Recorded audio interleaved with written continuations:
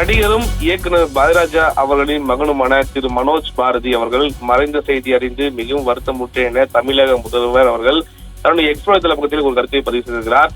தனது தந்தையின் இயக்கத்தில் தாஜ்மஹால் திரைப்படம் மூலம் அறிமுகமாகி சமுத்திரம், அல்லி அர்ஜுனா, வருஷமெல்லாம் வசந்தம் என தொடர்ந்து பல திரைப்படங்கள் நடித்து தனக்கென ஒரு அடையாளத்தை உருவாக்கி கொண்டவர் திரு மனோஜ் அவர்கள். இயக்கம் உள்ளிட்ட துறைகளில் முயன்று பார்த்தவர் மனோஜ். இளம் வயதில் அவர் எதிர்பாராத விதமாக மறைந்துவிட்டது மிகுந்த அதிர்ச்சி அளிக்கிறது. அன்பு மகனை இழந்து வாடும் இயக்குனர் இமயம் பாரதிராஜா அவர்களுக்கு, அவரது குடும்பத்தினருக்கும் திரைத்துறையை சேர்ந்த நண்பர்களுக்கும் எனது ஆழ்ந்த இரங்கலை